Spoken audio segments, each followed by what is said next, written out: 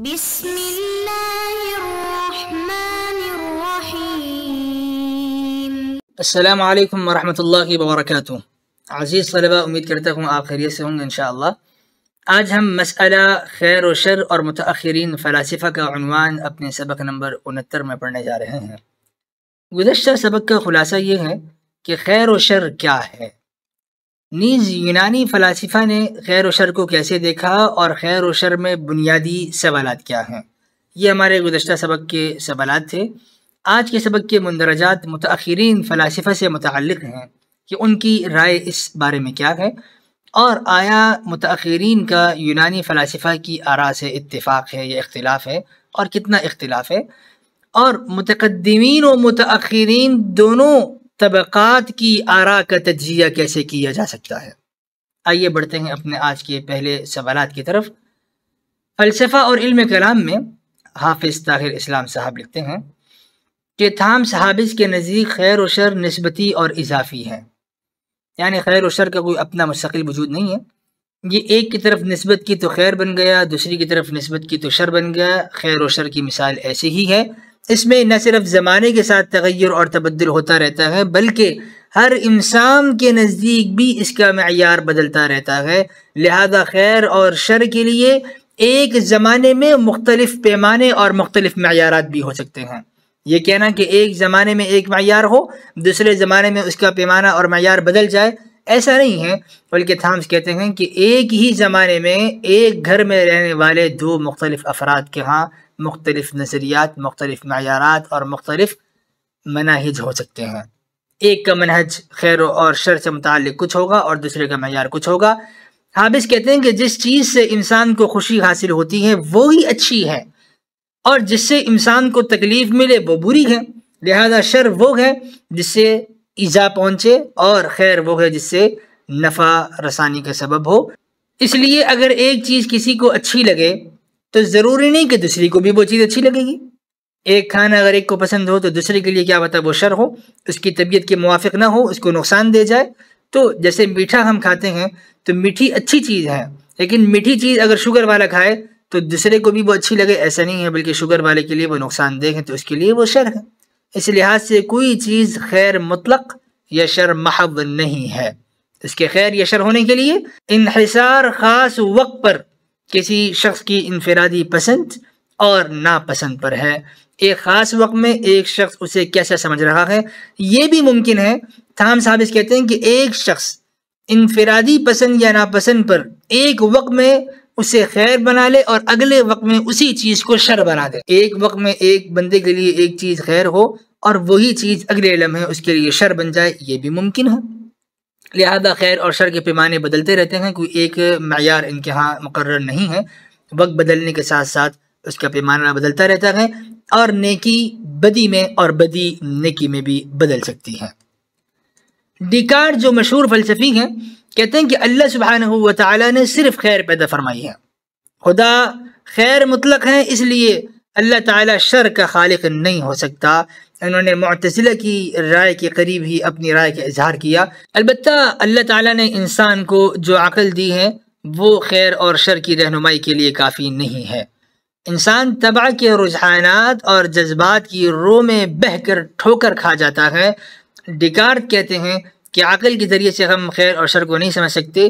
قوت فیصلہ کی کمی کے باعث انسان نیکی اور بدی میں تمیز نہیں کر پاتا، اور اس طرح نیکی کا راستہ اختیار کرنے کے بجائے وہ غلطی سے برائی کی راہ پر چل پڑتا ہے۔ لہذا اللہ تعالیٰ کا عمل تو شر نہیں ہے، بلکہ شر انسان کیا پیدا کرتا ہے، شر انسان نے خود پیدا کیا ہے۔ اللہ تعالیٰ نے صرف خیر ہی پیدا فرمائی ہے۔ انسان کیوں شر کو پیدا کرتا ہے؟ نہ کافی علم کے ساتھ فیصلہ کرتا ہے اور اس پر عمل کرتا ہے، اور وہ فیصلہ جلد بازی کی بنیاد کی وجہ سے اس کے لیے شر بن جاتا ہے۔ امانوئل کانٹ کہتے ہیں، جو اس دور کے عظیم فلسفی گزرے ہیں، فرماتے ہیں کہ خیر اور شر کے بنیادی اصول ازل سے معلوم اور مشہور ہیں۔ یعنی ڈیکارٹ نے تو شر کا انکار کیا کہ شر اللہ نے نہیں بنایا، لیکن امانوئل کہتے ہیں کہ شر اور خیر دونوں کے اصول ازل سے ہی، بہت پہلے سے ہی، ہمیشہ سے معلوم ہے، اور یہ اخلاقی اصول انسان کی عقل اور اس کی فطرت میں رکھ دیے گئے ہیں، اور یہی عقل اور فطرت خیر اور شر کو پرکھنے کے لیے کسوٹی بھی ہے، معیار بھی ہے۔ جو چیز تم اپنے لیے پسند کرتے ہو وہی دوسروں کے لیے بھی پسند کرو۔ اس کے نزدیک یہ غلط ہے کہ کام وہ اچھا ہے جس کا مآل اچھا ہو، ایسا نہیں ہے۔ امانوئل کانٹ کہتے ہیں کہ جو تم اپنے لیے پسند کر رہے ہو وہ دوسروں کے لیے پسند کرو، چونکہ خیر اور شر کی اصول تو ازل سے معلوم ہے اور یہ عقل اور فطرت کے ذریعے سے ہم اس کو جان سکتے ہیں۔ کہتے ہیں کہ کسی فعل کے نتائج اس کے اچھے اور برے ہونے کو متعین نہیں کرتے۔ کیا پتہ وہ کام برا ہو، نتائج اچھے مل جائیں۔ نتیجے پر اعتبار کرتے ہوئے اس فعل کو ہم اچھا یا برا نہیں کہہ سکتے، بلکہ جو کام اخلاقی اصولوں کی پاسداری میں کیا جائے گا وہ تو اچھا ہے۔ اگر وہی کام کسی غرض کے لیے کیا جائے، ہاں نیک مقصد ہی کیوں نہ ہو، تو وہ کام اچھا نہیں ہو سکتا۔ یعنی یہ کہنا کہ چوری کر کے ہم پیسے کسی غریب کو دے دیں گے، یہ اچھا نہیں ہے۔ اگرچہ نتیجہ اچھا ہے کہ ہم کسی غریب کی مدد کر رہے ہیں، لیکن چوری جو عمل برا ہے تو نتیجے پر اعتماد کرتے ہوئے اس عمل کو ہم اچھا نہیں کہہ سکتے۔ کانٹ کہتے ہیں کہ ہمیشہ وہ کام کرو جس کی دوسرے لوگ بھی پیروی کرنا پسند کریں، لہذا عمل اچھا اور برا وہ ہوگا جو اخلاقی اصولوں کے اوپر پورا اترتا ہوگا، اور انہیں جاننے کے لیے ہم عقل اور فطرت کے پاس جائیں گے۔ جبکہ جان فتحی خیر اور شر کے معاملے میں کانٹ کے نظریے کے قائل ہیں، وہ بھی یہی کہتے ہیں کہ خیر اور شر کے بنیادی اصول انسان کی فطرت کے اندر موجود ہیں۔ یہ کلیات خیر اور شر کا معیار اور کسوٹی ہیں۔ اخلاقی قوانین کا محض احترام کافی نہیں ہے، ان پر عمل کرنا بھی بے حد ضروری ہے، کیونکہ نیکی کسی ایسی حالت کا نام تو ہے نہیں جس پر پہنچ کر انسان ٹھہر جائے، بلکہ نیکی تو جہد مسلسل کا نام ہے، مستقل اور ہمیشہ کرتے رہنے کا نام ہے۔ انسان ہر قسم کے حالات میں اخلاقی قوانین کی پابندی کرتا رہے، پر یہاں سوال یہ ہوگا کہ پھر وہ اخلاقی قوانین ہے کیا؟ ان اخلاقی قوانین کو عقل طے کرے گی یا صحیفہ اور آسمانی کتابیں طے کریں گی؟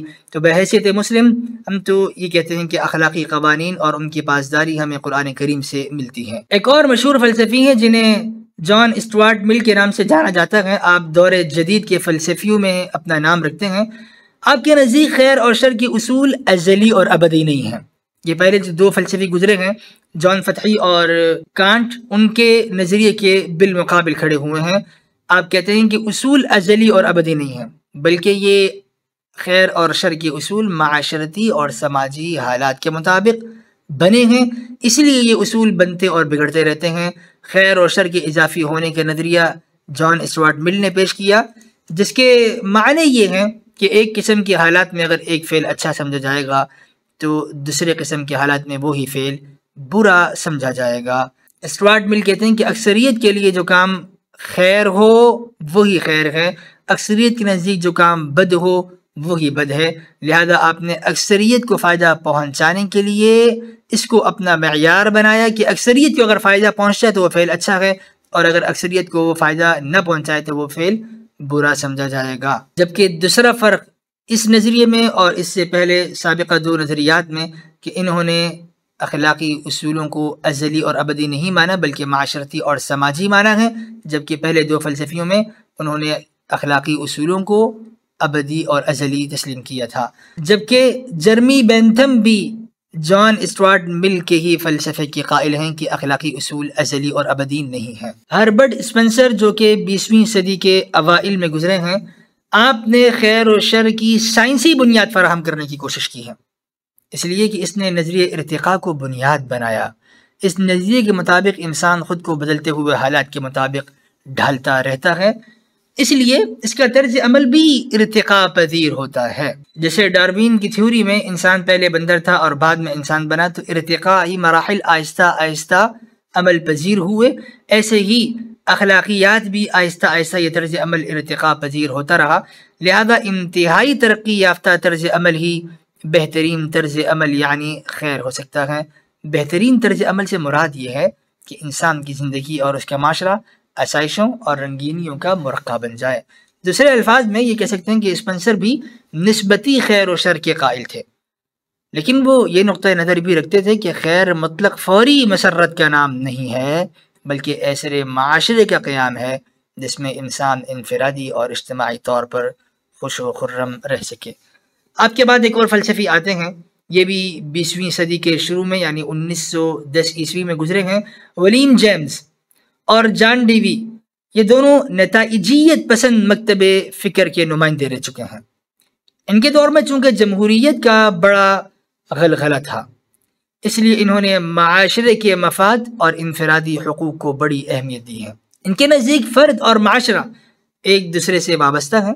انسان کی انفرادیت معاشرے کے ایک رکن ہی کی حیثیت سے ہے، لہذا خیر وہ ہے جس کے ذریعے بحیثیت مجموعی ایک معاشرہ اور معاشرے کے افراد کا مفاد پورا ہوتا ہو۔ اچھا عمل وہی ہے جو ایک فرد کو ذریعہ نہیں بلکہ اپنی ذات میں خود ایک مقصد قرار دیتا ہے، لیکن اس کے باوجود معاشرے ہی کی بہبود لازماً پیش نظر رہے گی، یعنی مقصد ملے، ذریعہ ملے، نتیجہ معاشرے کو ملنا چاہیے اور سب کا مفاد اس سے وابستہ ہونا چاہیے۔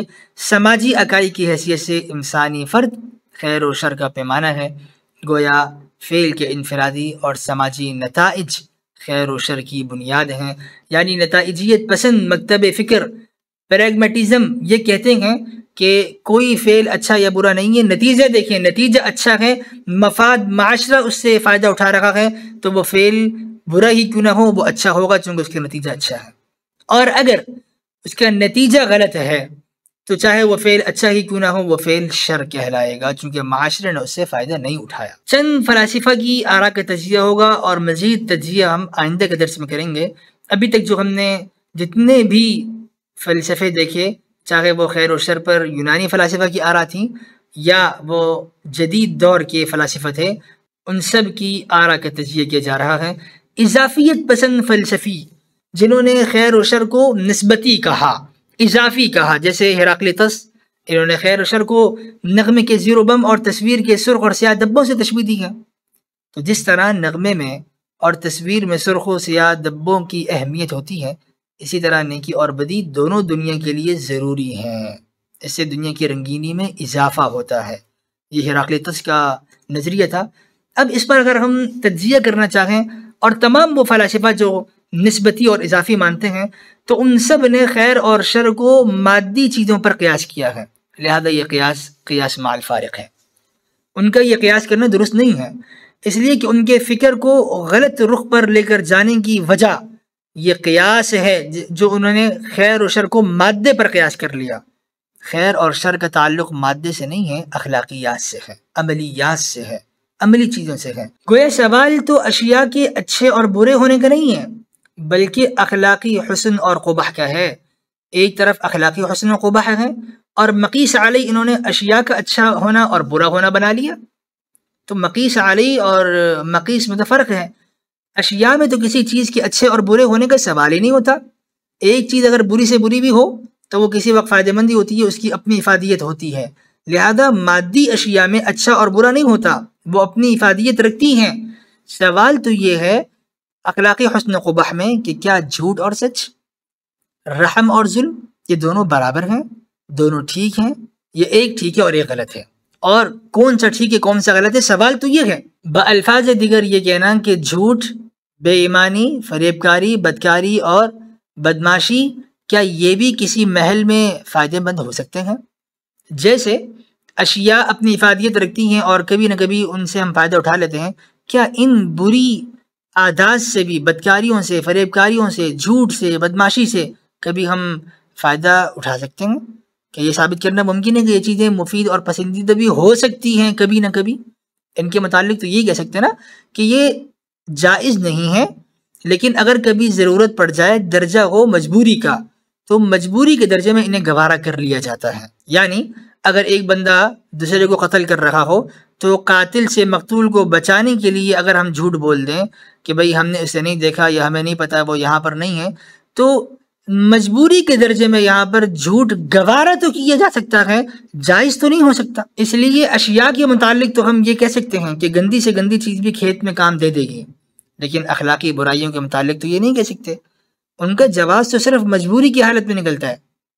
ہم یہ کہہ سکتے ہیں کہ یہ کام برا ہے، یہ استثنائی صورتیں ہیں، ان استثنائی صورتوں میں ان کو ہم گوارا کرتے ہیں اور ان کی گنجائش پیدا ہو جاتی ہے، لہذا خیر اور شر کو مادی اشیاء پر قیاس کرنا یہ درست نہیں ہے، اور ان کو سروں پر قیاس کرنا یہ زیادہ سے زیادہ شاعرانہ مزاج ہی قرار دیا جا سکتا ہے۔ خیر اور شر میں بعض فلاسفہ نے نیت اور ارادے کو معیار بنایا اور یہ کہا کہ کوئی بھی عمل نہ اچھا ہے نہ برا، یہ تو انسان کی نیت ہے جو اس کو اچھا بناتی ہے یا برا بناتی ہے۔ ان فلاسفہ کی رائے بھی درست معلوم نہیں ہوتی، کیونکہ نیت اور ارادے کے نیک ہونے سے یہ تو نہیں ہو سکتا کہ بدی نیکی بن جائے، اور اگر نیت اور ارادہ برا ہو تو یہ بھی نہیں ہو سکتا کہ نیکی بدی بن جائے۔ نیکی تو نیکی ہے، نتیجہ غلط لیے جا رہا ہے اس سے۔ اگر ایک شخص کے متعلق یہ معلوم ہو کہ اس سے کوئی برا کام سرزد ہو گیا لیکن اس کی نیت اچھی تھی، تو یہ تو نہیں کہا جائے گا کہ بھائی چونکہ اس بندے کی نیت اچھی تھی لہذا وہ کام ہی اچھا ہو گیا۔ ہم یہی کہہ سکتے ہیں نا کہ وہ کام جو اس نے کیا ہے، برا کام کیا ہے، وہ کام برا ہی ہے، لیکن اس بندے کی چونکہ نیت اچھی تھی لہذا اس کو ہم معافی کے قابل سمجھتے ہیں اور اس سے ہم درگزر کرتے ہیں۔ تو ارادے کو خیر اور شر کا معیار بنانا بالکل یہ بے بنیاد سی بات ہے، اس پر بھی کوئی دلیل نہیں ہے۔ مزید جو فلاسفہ کے معیارات ہیں انہیں ہم اپنے آئندہ کے درس میں دیکھیں گے۔ خلاصہ درس، تمام صحابس خیر اور شر کو اضافی نسبتی مانتے ہیں، جبکہ ڈیکارٹ کے بقول خدا تعالی صرف خالق خیر ہے، شر انسان کے تخلیق کردہ ہے۔ امانوئل کانٹ کے نزدیک خیر تو وہ ہے جو دوسرے لوگ بھی پسند کریں، اور خیر و شر کو مادی اشیاء پر قیاس نہیں کیا جا سکتا، کیونکہ خیر اور شر کے تعلق اخلاق سے ہے، اور اخلاقی برائی اضطراری حالت میں بقدر ضرورت ہی گوارا کی جاتی ہیں، اور مادی اشیاء ان کی تو افادیت باقی رہتی ہی ہے، ہر حال میں ان کی افادیت ہے۔